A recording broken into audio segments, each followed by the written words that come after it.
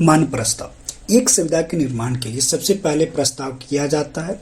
संविदा के गठन के लिए कम से कम 2 व्यक्तियों का होना आवश्यक है, एक जो प्रस्ताव करता है और दूसरा जो प्रस्ताव स्वीकार करे। प्रस्ताव शब्द की परिभाषा भारतीय संविदा अधिनियम 1872 की धारा 2A में दी गई है, जो एक व्यक्ति किसी कार्य को करने या करने से प्रवृत्त रहने की अपनी इच्छा ऐसे कार्य या प्रवृत्ति के प्रति किसी दूसरे की अनुमति का अभिप्राय करने की दृष्टि से उस दूसरे को संज्ञान करता है, तब उसके बारे में कहा जाता है कि वह प्रस्थापना करता है। जो व्यक्ति प्रस्थापना करता है उसे प्रतिज्ञा करता यानी वचनदाता करता, और जो व्यक्ति प्रस्थापना को स्वीकार करता है उसे प्रतिग्राहिता यानी वचन ग्रहीता कहते हैं। मान प्रस्ताव के आवश्यक तत्व जो है, सबसे पहला उसमें व्यक्ति होना चाहिए, दूसरा संसूचना होना चाहिए, और तीसरा प्रस्थापन का उद्देश्य होना चाहिए, और चौथा विधिक संबंध सृजित करने का आस होना चाहिए, और पांचवा है प्रस्ताव निश्चित होना चाहिए। अब आइए हम इस मान प्रस्ताव के आवश्यक तत्व को डिटेल से समझ। तो सबसे पहला था व्यक्ति। विधिक प्रस्थापना के लिए कम से कम 2 व्यक्ति का होना आवश्यक है। कोई व्यक्ति अपने आप को प्रस्ताव नहीं कर सकता। व्यक्ति शब्द के अंतर्गत प्राकृतिक व्यक्ति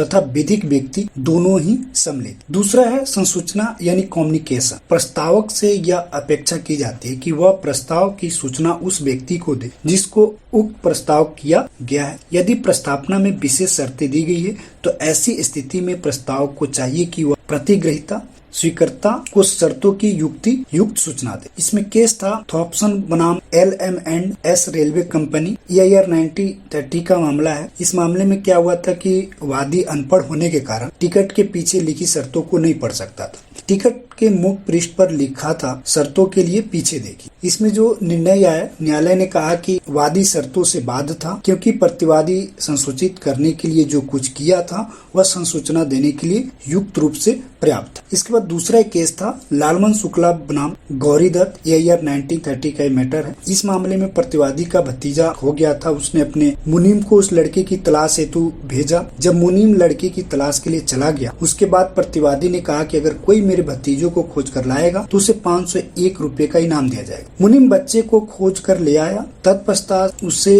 इनाम की घोषणा का ज्ञान हुआ और उसने इनाम का दावा। इसमें निर्णय जो आया, मुनीम इनाम पाने का हकदार नहीं था क्योंकि संविदा के लिए प्रस्ताव का प्रतिग्रहण होना आवश्यक और प्रस्ताव के ज्ञान के बिना प्रतिग्रहण विधिमान नहीं हो। मुनीम को इनाम का ज्ञान लड़के को खोजकर लाने के बाद इसलिए संविदा का निर्माण नहीं हुआ। इसके बाद तीसरा था प्रस्थापना का उद्देश्य। भारतीय संविदा अधिनियम में दी गई परिभाषा से स्पष्ट है कि प्रस्तावक यानी प्रस्तावक दूसरे पक्षकार को किसी कार्य को करने या करने से अलग रहने की अपनी इच्छा इस आस से संसूचित करता है कि दूसरा पक्षकार उसके प्रति अपनी सहमति। इस प्रकार विधिक प्रस्थापना के किसी न किसी प्रकार का आस होना आवश्यक। चौथा, विधिक संबंध सृजित करने का आस। प्रस्तावक तथा वचन ग्रहीता दोनों का ही आस विधिक संबंध सृजित करने का होना चाहिए। वार्तालाप के दौरान किए गए आस के कथन अथवा इजहार को स्वीकार करना बंधनकारी प्रतिज्ञा का सृजन नहीं कर। इसमें केस है वेलफेयर बनाम वेलफेयर, 1919 का ये मैटर है। इस मामले में प्रतिवादी जो सिलोन में नौकरी करता था